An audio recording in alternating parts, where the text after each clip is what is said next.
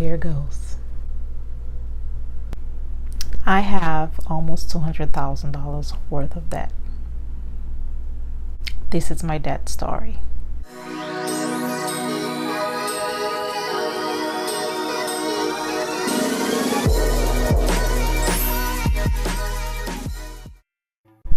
Hey guys, it's Shama from Happy Living Now, and welcome to another video.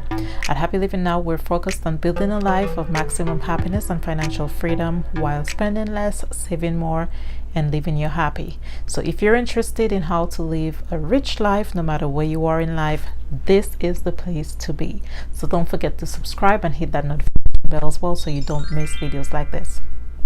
So this video is a little bit different than content that I have previously posted on this channel because I am about to share with you my debt story.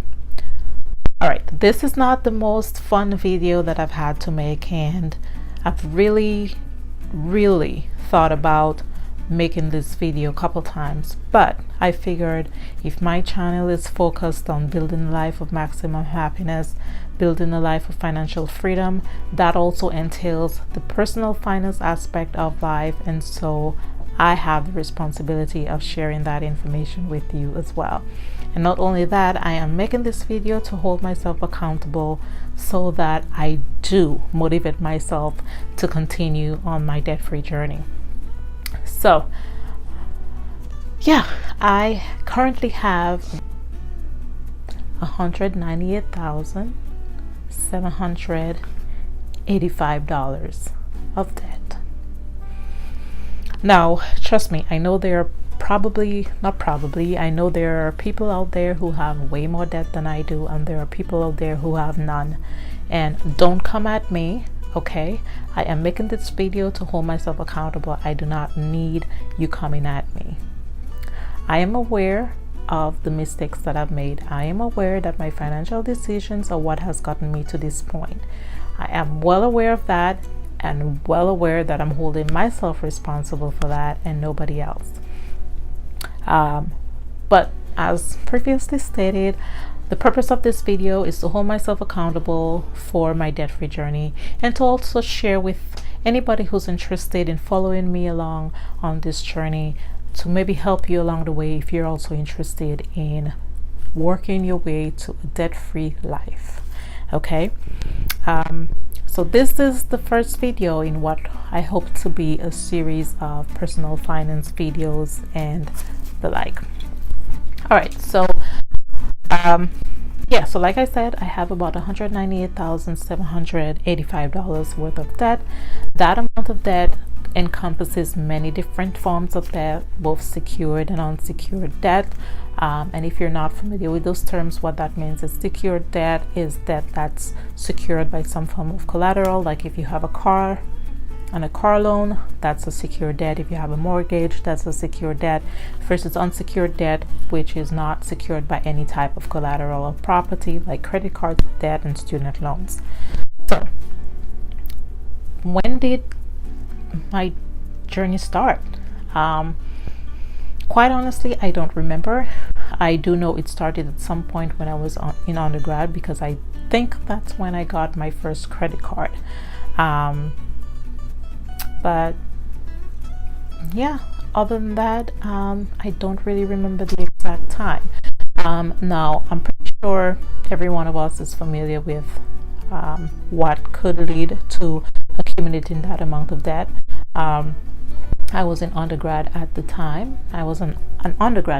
So obviously having a credit card at a point where you're in undergrad and not working is not the best financial decision you could make. And so I wasn't working. A lot of my expenses went on my card. I do know that my balance back then was much lower than it is now, although I do not remember the exact amount. But all my expenses went on the card, and of course I have no income coming in besides refund checks from my financial aid. So expenses would go on the card and balances would not be paid off in full each month, and so that stayed, and then interest accumulated, and then before you know, the balance is growing. Fast forward a couple years, and then I wrapped up undergrad, started grad school, went to law school, and got a couple more credit card over the years. I had Capital One was my first credit card. For years, I opened accounts with Bank of America. I also got a Mrs. Department Store credit card, and there was one that I had as well with Sears that I later closed. That in and of itself was also not a smart decision, because closing an account in a relatively short period of time from opening it also affects your credit. But I did that. And so later on in law school, for my first year and a half at least, I was not able to work. They don't allow you to work in your first year of law school. So I did get refund checks from loans, because my tuition was funded for the loans for the most part. So refund checks were used for living expenses such as rent, bills, payment of bills, and all that stuff, groceries. But whatever other expenses that I couldn't pay for by cash was placed on my credit cards. And again, these balances were not paid off in full every month, so interest accumulated on that. I later went on to open a Discover card, and the reason for that was there was a 0% interest for maybe 18 months, and that promotion was on balance transfers. So at that time, I did open a Discover card and transferred a balance over to the card because there was 0% APR, and then I took that amount and transferred it over from a card that had a much higher interest rate. So I did that with hopes that I would be able to pay it off in full, but again, I had very limited income coming in, so I was not able to pay that off in full. Of course, my balances started off at a very low threshold, in the beginning, but constantly paying off your cards, or at least paying your minimum payments and doing so on time, will allow for your credit limits to be increased. And so over the years, my credit limits did increase quite a bit, and the charges just kept on being added on, the interest kept on building, and before you know it, I am pretty much almost maxed out on all my credit cards. Yeah, so at this point, the numbers I'm about to run through with you are the numbers that was at the time that I checked these numbers, and that was at the end of July. At this point, these numbers may be a bit lower because I have made payments, and I do intend on making a bit more payments for this month. I've made the minimum payment so far, but I do intend on making some more substantial payments towards that. So the number is going to go down at the end of August. And I do intend on making videos that will record my progress throughout the coming months of paying off debt. So if you're interested in that, don't forget to subscribe and hit that notification bell so you're notified as well.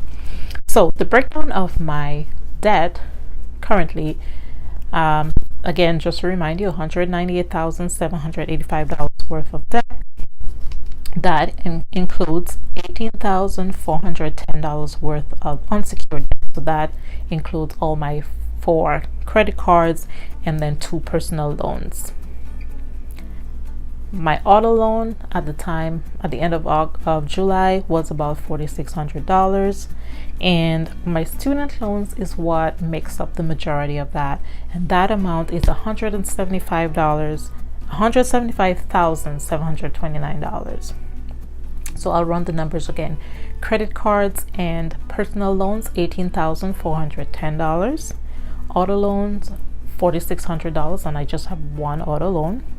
And my student loans is $175,729, and that adds up to my $198,785 worth of debt.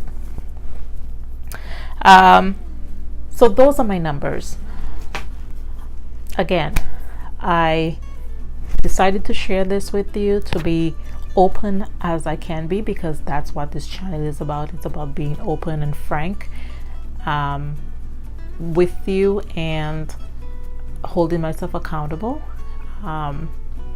in certain aspects of my life, and being open and honest in certain aspects as well, because this channel does include finances and personal finance, and what sense does it make to be about personal finance and not share with you my own personal finance story? So this is one video in a series of what I believe to be many personal finance related videos. I hope you enjoy the content of this video. Again, like I said, I am not making this video for anyone to feel sorry or for anyone to come at me. That was not the point of making this video. This video is to help myself and other people who are interested in trying to build a life of maximum happiness and financial freedom and live a rich life, whatever that means for you. Everybody's perspective of living a rich life is different. You define what's rich for you, I define what's rich for me. In the end, we're all working to one main purpose in different ways.